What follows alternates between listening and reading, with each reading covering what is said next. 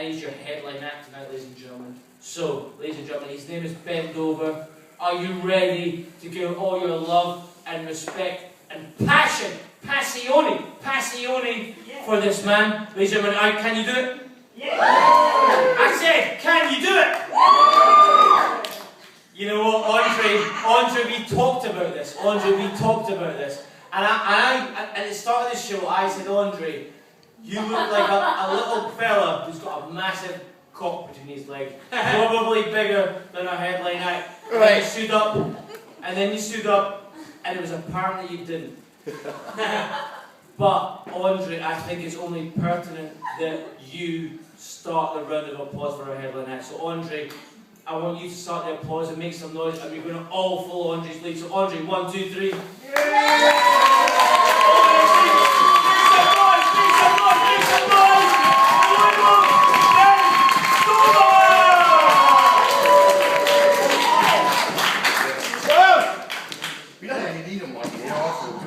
Be honest. Is that any different? I'm going to tell you what I'm going to do, right? Because this is kind of... Oh, hello. Yeah, so... What I'm going to do, so I've got a sticky label. I'm going to stick this around the bottom of the line. See if it works. Yeah. It's fucking good, isn't it? Oh, it's all gone quiet. Is that alright? Yeah! Hello, Lambert! Look. No. Oh, fuck this. Right, we don't need that. Right, so I can talk loud enough for all you motherfuckers. So, good to be back in London. Good to be back in London. Hello, look, he's got his arm. Yeah, all right, that's right, mate. So. There's some hot chicks in there. Look at you! You look like Colin Huck's younger, fitter sister. Yeah. Is there any girls in here I wouldn't do? Let me have a look. No, you're all safe. So, look at me, headlining, top of the bill. I'm not even a fucking comedian, I'm a porn star. I don't even do this shit, you know what I mean? Top of the bill, how amazing is that? Been gigging up and down the country, and usually when I turn up, I've got a good poster outside, and I'm so far down the fucking bill, most people think I'm the printer. So this is great to be here tonight. I was in Newcastle a couple of weeks ago. I've been to all the towns in Britain where you can't understand a fucking word they say. Newcastle, no idea. I was doing this club since recently, so I went to the bar, asked for a Corona, he gave me a Corona, it's a true story. And he gave me a Corona, and I went, "There's any chance for a glass?" He said, "Hey, you're one of them fucking southern pufters, are you?" Seriously, I'm serious. Yeah. So then I come down to Birmingham, mental, can't understand a word they say. Then I went to Cardiff, even worse, can't understand a word they're saying. I know I'm going a bit deaf because I'm old, but couldn't understand. And the only thing I could make out was one guy, he says, I can't do the accent. He says, "You're being an 8 to 8, Ben, all the girls in Cardiff are slags." Now that's a welcome, isn't it? And he was right. But they were all a bit on the chunky side, all a bit chunky down in Cardiff. But to be fair, every now and again I do like a bit of salad dodger, do you know what I mean? Just to spice things up a bit. No, honestly, I like it, because generally I like skinny young birds, but every now and again, you go to a pump, I slap your arse riding on the ripples, lovely. So here we are, lovely, it's wonderful to be here. God, it's a bit hot, I'm sweating like fucking, I'm sweating like Mark Wright doing an IQ test. So, does anyone actually know who I am, for a start? Does anyone, send in my stuff? Okay, now at this point in the show, I know what happens now, right? All the guys with girlfriends or wives or partners have never fucking heard of me, right? All the single guys probably have. And that's one of the weird things, isn't it? Because it's like, this whole thing, because I never started off as a porn star, I was in the music business. And, couldn't make any money, found it hard getting work. Then I decided to move into the porn industry, so I got work getting hard. And that was nearly fucking 40 years ago now. And I've seen some big changes in the porn industry. And that's the whole thing, like about porn, because we all watch porn, like I say, except the guys who are with girlfriends. Because girls never ask that question to their boyfriend. They never go, "Do you ever watch porn on the internet and have a wank?" They don't say that. They go, "You never watch porn on the internet and have a wank, do you?" You know what I mean? The way they say it. And of course you say, "No, of course I don't, my darling. Of course I don't. You're the only girl for me. I've been with you 4 years now, and of course I'm not bored fucking your same fucking pussy every week. Of course I'm not." That's what we have to say, because we know. So anyway, it's good to be here. And like I say, when it's been over, I've been basically, so I don't really do gags. I don't do gags like, you know, a porn star walks into a pub and orders a couple of autographs, so the bar gave her one. Don't do that. Don't do gags like I was in bed with this porn star the other night. She turned to me, she said, "Ben, I don't think I've ever had sex with a man with as big a cock as yours." I said, "I'll stop it, pull it my leg." Oh, you like that shit, right? I was in Newcastle, like I say, and I was staying in this hotel. I was coming down to gig. I was in the elevator. I can meet up into a lane. I was in the fucking lift, right? And I'm coming down the lift. This beautiful young girl gets in. She walks right up to me. She said, "Ben, oh, you smell gorgeous. What have you got on?" I said, "Well, I've got a fucking hard on, but you can smell it." So we don't do shit like that. Right, topical stuff. Rolf Harris. Hey! Too soon? I knew he was going to get in trouble with that fucking didgeridoo.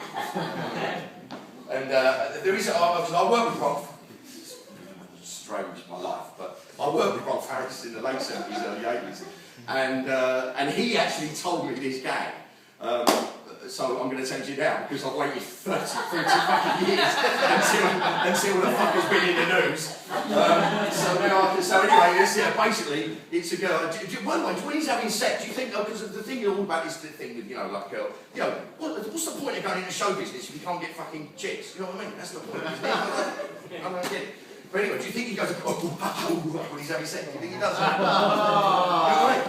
But anyway, so this girl, she gets Rolf Harris's cock out and she's fucking rubbing it, getting it hard, and he looks down and he says, "Can you see what it is yet?" Do you see what it is? And she says, "Yeah, it looks like a cock, only smaller." Right, that's all. One more topic, boy. Who was talking about the, what's his name? The fucking geezer with no legs. What's his name? Oscar Pistorius. Oscar Pistorius, right? You know who set all that up, don't you? Lance fucking Armstrong. Right? He's completely fucking disappeared out of the news now, isn't he? Yeah, you know, Lance Armstrong, right, he took drugs, I should tell with it. Yeah, he didn't fucking shoot anybody, isn't it? So anyway, yeah, a lot of things been going on in the porn business since I started. And porn is a weird thing because it makes you think kind of differently to the way normal people think. And there's guys, is there any older gentleman in here tonight, or am I the only fucking pensioner here tonight? No, you look a bit, no, you're not that old, you just look fucking haggard.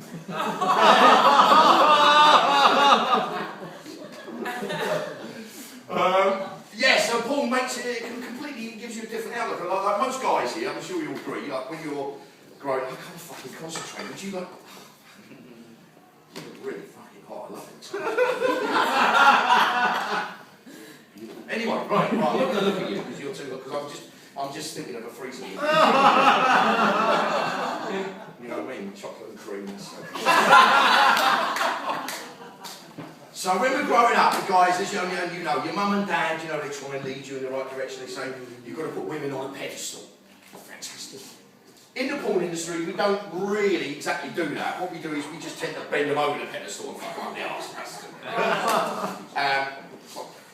What do you think I was going to talk about? Fucking cookery. So that's all. Although having said that, I don't really do much of that anal stuff. You know, I've gone, well, you know, shit happens. But I still do special requests, right? I do the odd special request. And I'm putting a new film, now I need a bit of help with you guys tonight, actually, because I'm putting a new film together, and I'm not sure of the title. It's either going to be a pastiche, a spoof, if you will, called Only Tools in Arses. Right? That's option one. The second one is Bargain Cunt. It's like little low-rent whores, because I've been watching a lot of daytime TV. And my favourite, I don't know what you think about my favourite, is Gash in the Attic. That's right. So anyway, so we're putting this little film together, and it's an all-anal thing. By the way, I'm just telling you, if any of you thinking of getting in the porn industry, if you want to do some arse-fucking tapes, be very careful who you get to design the cover. Because I made a big mistake. I got this dyslexic bloke to design my cover. It was called Arse Worshippers 3, and it was all fucking arse-shaking, right? So he did the design for the cover, sent me the design for the cover, I looked at it, and he said, every scene in this movie contains Alan. So anyway, so we're doing this film, right? So Playboy rang me up and said, we're going to do this new film, Gash in the Attic, working title. And we've got this young 18-year-old, and it's all about, you know, fucking birds up the arse. She's 18, she's never done anything before, she's an anal virgin, okay? And we'd like you to come and sort of, you know, what's the phrase I'm looking for? Break her in, that's it.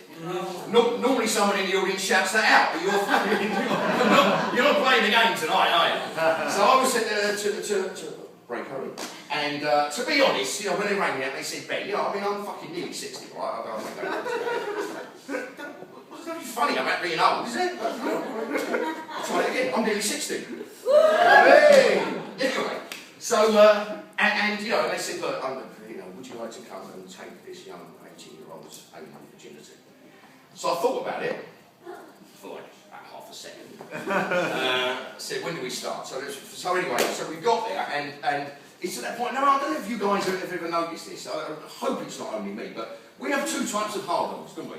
You know, you get like your ordinary, sort of good, everyday, hard-working, sort of, you know, pretty standard hard-on, right? Which is good. It's good for everyday use. Do you know what I mean? The type of hard-on you have when you're shagging your missus. Do you know what I mean? And after you look down and go, yeah, we just keep that up for another 25 years, we'll be fine, mate. It's just a, you know, your regular, perfectly acceptable hard-on. Nothing wrong with it. Nothing wrong with it at all. But every now and again, you get that fucking super hard-on, don't you? You ready? Yeah, like fucking Robocop. It's not, please tell me it's not just me. Even if it doesn't happen to you, say it does to make me feel better. You get that cock and it's just a little bit harder, a little bit bigger. It's the kind of cock you look in your mirror and go, fucking hell, that's alright. You know, and that's the kind of hard on you get when your dick thinks there's fucking fresh pussy around, right? That's what it is. Not the one you use with your missus. And my cock was in that state at this point, obviously, because I'm just about to take a fucking 18-year-old's anal virginity. So my cock, it was like a mini scaffolding pole, I swear to God, it was stiffer than a fucking Saudi Arabian jail sentence. So we get there anyway, she's a young girl, you know what I mean, pick her like that. Anyway, so we do it, bent her over, stretched her over, finally got my cock in, finally got the end of my cock in, and it was fucking fine. Finally got my cock in. By the way, if anyone's offended or embarrassed tonight in this material, I really couldn't give a shit. So anyway, I finally got my cock in, and to be honest, she looked a bit shocked. I could tell she was shocked, because she stopped texting for a couple of minutes, which I thought was nice. To be fair, it was about 3 or 4 seconds, and then she's off again. I looked over her shoulder, she's gone, guess what? Old man's fucking me up the arse. Lol. And she put a smiley face, which I thought was a nice touch, to be fair. Nice touch. But that's the thing. Oh, fucking hell, young girls are driving them out. I was married, I'm divorced now, and because it's very difficult in the porn industry to form relationships. We normally tend to go out with other performers because you know, it's more of a level playing field. If we do choose to go out with, you know, what we call civilian girls, it can sometimes be a bit difficult because they think, you know, if you fuck up like a normal person, they're looking at you like, oh, I thought you were supposed to be a fucking porn star. This is shit, you know what I mean? And if you fuck them like a porn star, they start going, well, don't give me all that fucking porn star stuff, there's no camera here now. So you don't know where you are. It's really, really difficult. And so I've had a few civilian girlfriends. They're all very nice. They're all very nice. Not been completely successful. Like I say, you know, married for 29 years. I actually met my wife in LA. I said, what the fuck are you doing here? So I went out with a girl called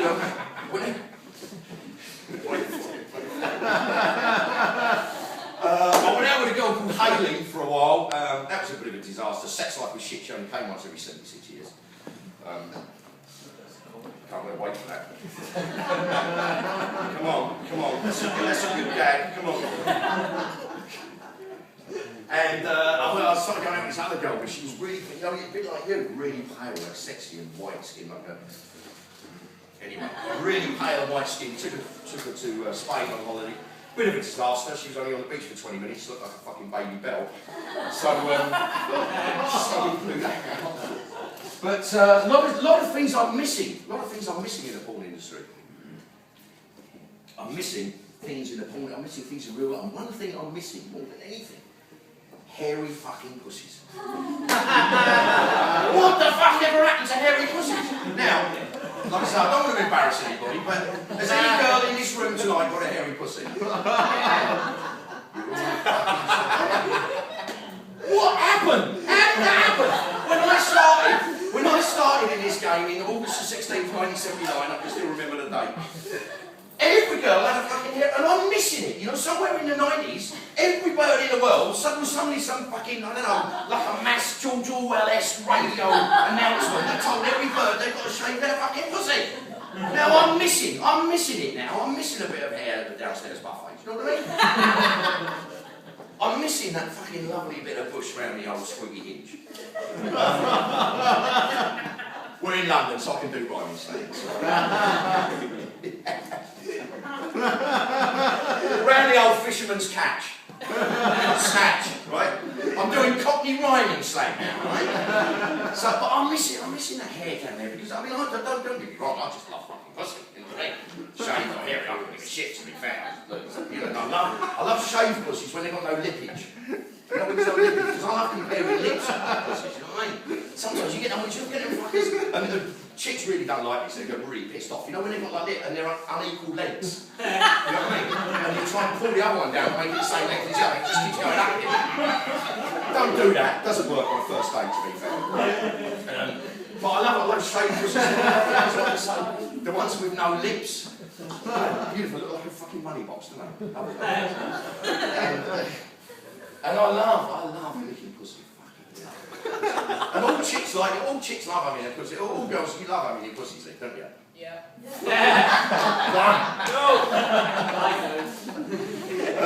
Love having a butt. You've got to be, and it's like, I love it, it's like a little entertainment centre down there, isn't it? There's so much to play around. You've got the middle bits, lovely and wet and beautiful, isn't it? And you have a little bit of a game there, and then you move up, try and find a little cocktail gherkin. The size, not the taste. We can play around with that. All that, then you can come down and see the little wee hole. And then as you move down, right, you're way ahead of me already. As you're moving down, you know what she starts going. You do it. Right, and suddenly you get your tongue and stick out the old fucking big pencil sharpener. That's how I love doing that. I love tugging girls' asses. That's way too much. Way too much information. We love doing it. So, we all having a good time tonight? Yeah! So, as I say, it's good to be back in London after going to all them funny places with all them weird accents and shit. It's great to be back in London, right? And walk around and hear people talking beautiful, fluent Polish. Beautiful. Satire in there. So anyway, a lot of people ask me, what's this fucking shit that they put sell you now? But can you believe it? £1 fucking 20 for a bottle of fucking water. That's ridiculous, isn't it? It comes out the town anyway. No, it's drifted off it. So one thing the porn industry has definitely told us about life, and that is, in years to come, there's going to be a fuck of a lot of old women with tattoos. Not just your ordinary tattoos as well. I'm talking about weird tattoos. I work with this, it's a true story. I worked with this girl once, and above her, you know, above the arse, who's the old tramp stamp, you know, the slag tag? Come on, who are the girls here tonight? Which one of you is a whore? Come on. You know, the old tramp stamp above it, and she, above her arse, says she's got written, beautiful writing, old English writing, I swallow. Now that's not particularly bad in a porn film, not so good when you're in Tesco's bending down for that can of beans, is it? But, yes, so, and I just thought, I've worked with her a few times, she's a lovely girl, so do you want to make a call, mate? So, not holding you up, sure? Sure, so, okay, no. Who is it? I'll talk to her. It's your mum! Wow, bring it on! What, Milfie?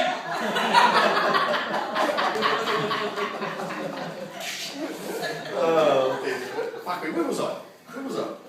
Tramp stamp, that's it, thank you. Sorry, I can't remember shit. So, I just wanted the tramp stamp, right? And I always could think of her, you know what I mean, in like years to come when she's like 70 or something, and she's like in the room 23 of the Budley Saunterton Twilight Rest Home for retired porn stars, you know what I mean? And she's like, you know, and everyone's there all chatting around, I used to do double anal, you know. I was the anal queen. And the carer, you know, some camp guy, you know, called Gareth, the carer, oh, hey, what about that? I don't know what. Yes, we know you were the anal queen. He goes, you know, I was anal, I know you weren't, and your name's Doris, stuff. All right. I know you. We know she was the anal queen because we have to spend £200 a week on fucking nappies, so we know.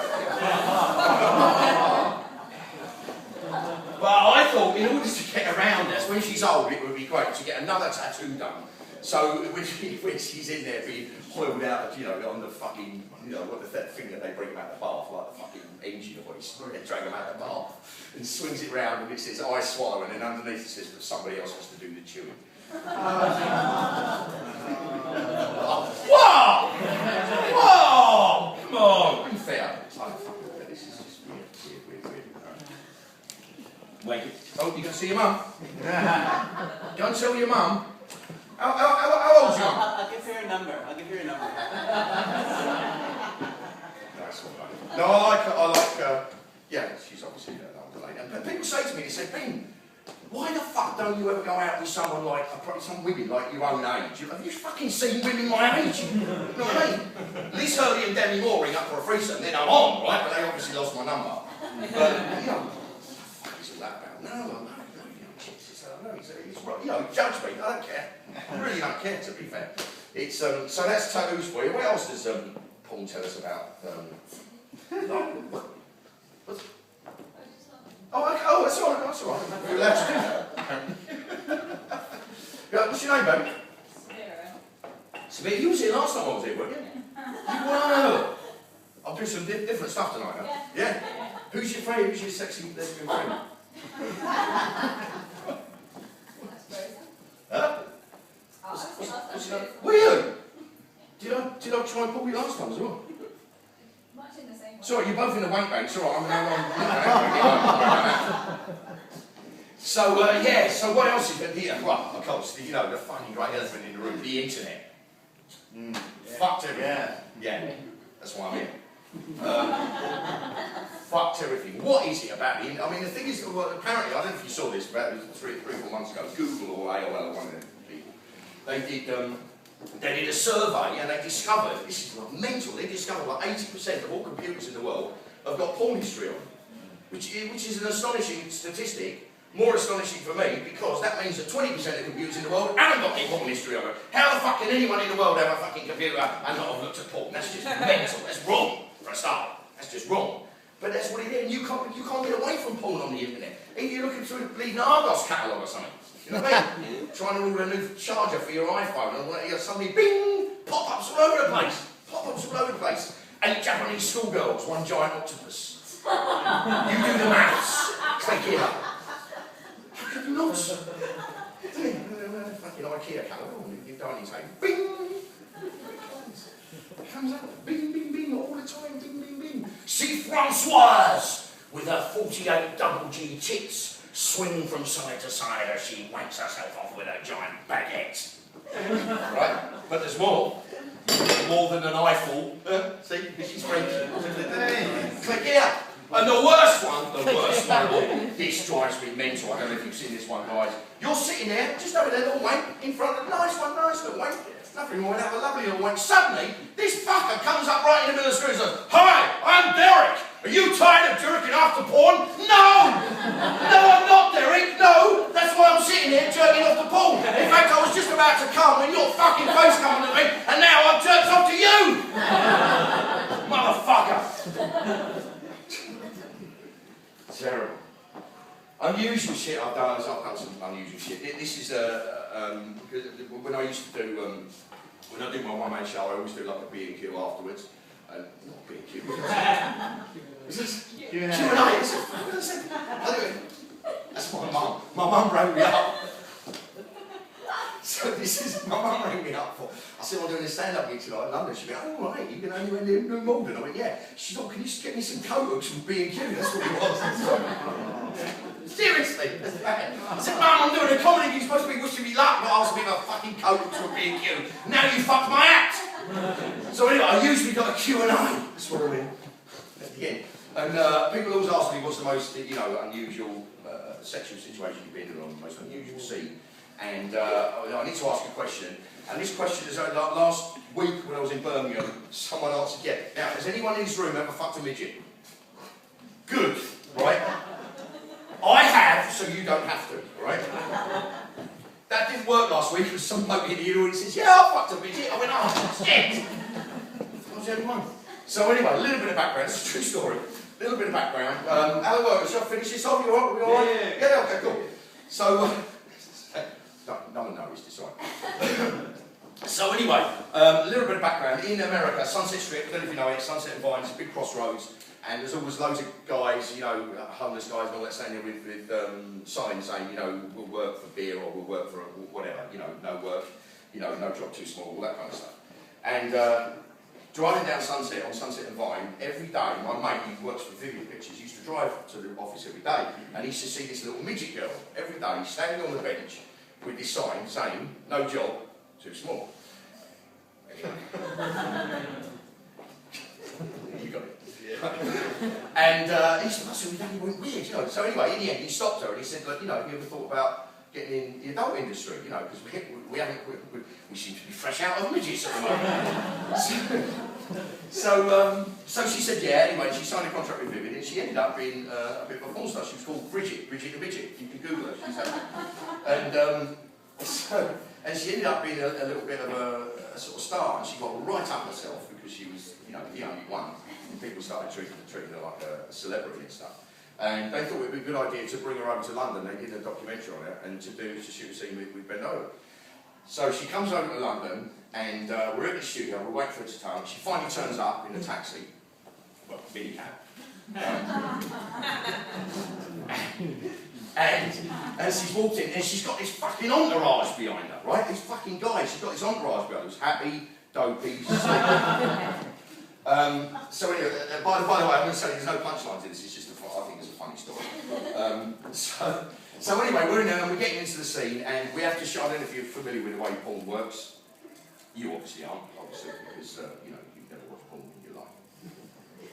By the way, that whole thing about telling your girlfriend you don't watch porn, I know you're lying, you know you're lying, and she knows you're lying. It's just a fucking game you play, you know what I mean?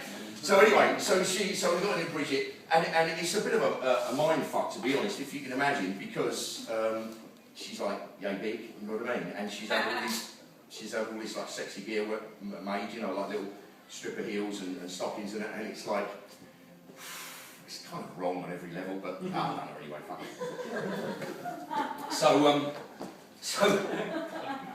So anyway, we're getting it on, and all the rest of it, and in the porn, you have to shoot like what they call hard and soft. They're called cable versions, so it's like the version where you can't actually see anything. So when you come to do the pop shot, you have to pretend. We call it a FIP, fake internal pop shot. Here you go, give me all my secrets away. I'm opening the door and there's lighting on magic. So we have to do. So we're at this right, and the director says, he said, okay, Ben, he said, now we're going to do the FIP, man. Okay, you're going to do the FIP. So that's the fake internal pop shots. You have to do a bit more, you know, a bit more acting. Like, oh my God, I'm coming, oh my God, I'm coming. And she goes, oh my God, your dick is so big, you know, which it fucking was. Because I'm fucking it. It's like showing the teddy bear, to be fair. I mean, her body's like, yeah, big, right? My dick's about this, but I'm fucking, I'm thinking, where the fuck is my dick going? You know what I mean? I thought, show us a mouth, it's going to fucking come straight out. I'm going to leave that and lick the end of my own cock. Which I can do, by the way. Not now, until I used to be able to do that. I never went out for fucking 3 years. So anyway, she's on top of me, running under, and we're doing a cowgirl position. Anyone familiar with the positions that with cowgirl? She's going, that's a good one, the cowgirl. When you're lying on the bed, it's a bit of a tip for you, when you're lying on the bed, and the girl's in front of you, she's facing you, she's on, and that's the best position because you've got a beautiful face. You've got this, the chest jumping up and down, and you move down, you've got the little pussy, and you can see your cock going.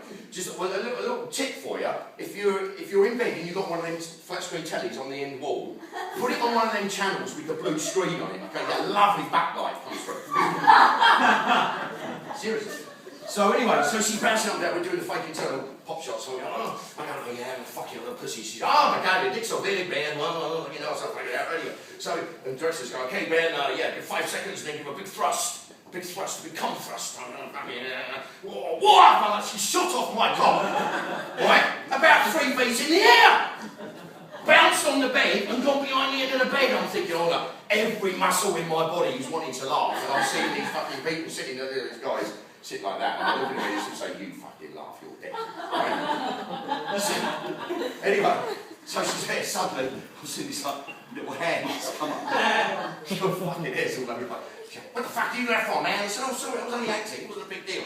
Anyway, so we finished this out, I did the real cum shot inside her, and she stood up and dribbled out of her pussy, you know, like cream pie and all that. It was a beautiful thing.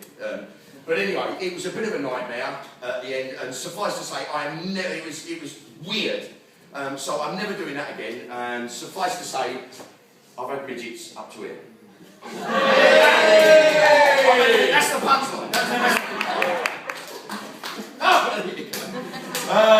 So anyway, not much more to do. So look, thank you very much. You've been a fantastic audience. I love you today. You're so sexy. I'm so good. I might even knock one out on the way home. I might not even wait till I'm back. Because you are so in my way, mate. You're good. Give a big round of applause to all the fantastic comedians that have been tonight. Awesome. You've been great. Thank you. Thank you. Thank you. Thank you very much.